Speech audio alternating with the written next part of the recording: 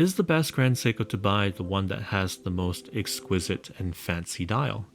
Or maybe it's the one with the most intricate case design with faceted angles and Zaratsu polishing all around, like the SBGA 375 you see here. I have here the SBGA 293. It is an underrated watch. It's within the Grand Seiko Elegance line of watches, and I feel like among all of the crazy releases in the past year or so, this one has been shoved under the table. And undeservingly so. The dimensions of this watch are very contemporary, 40.2 millimeters in diameter, with a lug-to-lug length of 48.5 millimeters, and the case depth is only around 12.8 millimeters thick, making it quite a wearable watch. Now, speaking of the way that this watch wears, we'll get on that subject in just a moment. This parchment white dial, I think, blends the perfect scenario for an everyday wearable watch. You hear this a lot, but there's a fine appreciation for making a simple dial look exquisite and high quality. Grand Seiko has been known to draw inspiration from nature, like the Four Seasons series of watches that were released in the last couple of years. They're based on the 24 Seki, which is 24 elements that make up the four seasons in Japan. For example, you have the blossoming of cherry blossoms. You have the vernal equinox, signifying the middle of spring. You even have the hibernating of insects, or the awakening of them within the season. And each of these dials are to pull inspiration from that. As beautiful as they are, I feel like they're so far out there in design. They're so beautiful and exquisite, they're almost a little bit difficult to wear every day, if you will. Enter this SBGA 293. It has a parchment white dial. It isn't fancy by any stretch of the imagination, but it hasn't ballooned in value like some of the Four Seasons released watches of last year. I think this is kind of like your grandfather's watch. It's simple, it serves a purpose, it stayed with him for most of his life. You can almost even call it boring, if you will, but for some reason it has a long-lasting appeal. The magic of the SBGA 293 is in how complete it is as a watch that you can wear every day. Now, on my 6¼ inch circumference wrist, this 40.2mm diameter case with its 48.5mm lug length fits square and flat. The lugs are downturned enough to give it a nice sloping profile on the wrist that will easily allow for your shirt to glide over at the top.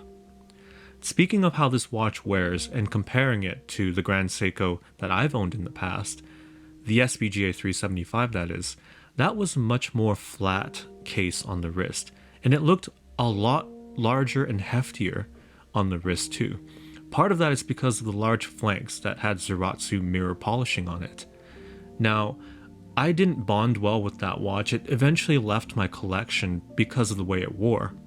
But when I circle back to the SBGA 293, I'm delighted at the way that it fits all of the attire that I can wear throughout the day, whether that be casual or smart casual as I'm working throughout the work week. The fact of the matter is, a parchment white dial with a simple mirror polished case with downturned lugs, no faceted angles, is a perfect pairing for you to play around with different strap combinations. And I think the enduring appeal of a watch like this is its customization, or its ability for you to make it your own. White dials are interesting because the way that they reflect light is more subtle and soft. There are no harsh distortions or reflections on the dial. It all blends within its surroundings. It's really a strong point of this watch. At the heart of this watch is the 9R65 movement.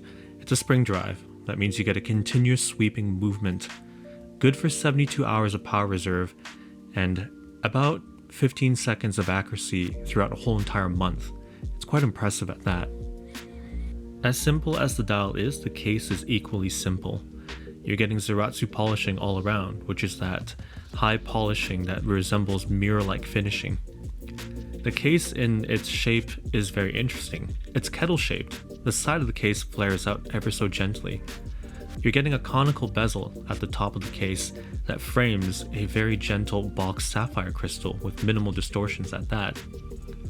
The lugs are actually faceted, they're cut out with an angle on them to slim them down. This gives the case a bit of elegance. The downward turned lugs are a hallmark of a dress watch. It should fit under the cuff beautifully. This watch is no exception. The drilled lug holes are also a nice addition, as I foresee this watch being very popular with customizing different straps and getting a certain look out of it. This is not a sport watch, and sometimes Grand Seiko dance that line between sport watch and dress watch, but this is exclusively, I feel, a dress watch. Then that draws us to the dial, which again is the best component of this watch. Being a parchment, almost eggshell white, a warm white if you will, it appears to be something that's very harmonious with the high polished surfaces of the applied indices. The Grand Seiko logo seems to fit right at home with the dial, the hand stacked tight. The reflections that you get from the hands and the indices are out of this world beautiful. The hands are sharp, like they're tools designed for purpose. The date wheel centered perfectly, the date window high polished and executed beautifully. Printing sharp with no spillage of material, no errors that I can see. And the power reserve is a welcome complication. Being 72-hour power reserve, I'd like to know how far down I am on power reserve. I can wear the watch on Friday, put it away, and still have it available when I go back to work on Monday, fully ready for work.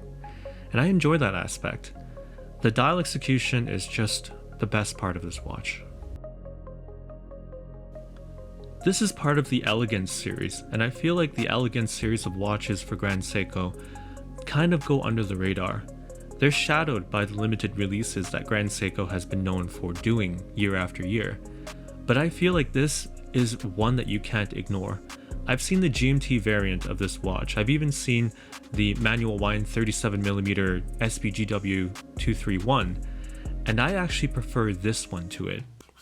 I find that this is just the right size for majority of wrists, and it seems to be the only watch in my collection that when I put on the wrist, I actually get people noticing and complimenting on it. The overall feeling of this watch is something that kind of reminds me of a companion that I'd like to take along with me for all of my journeys.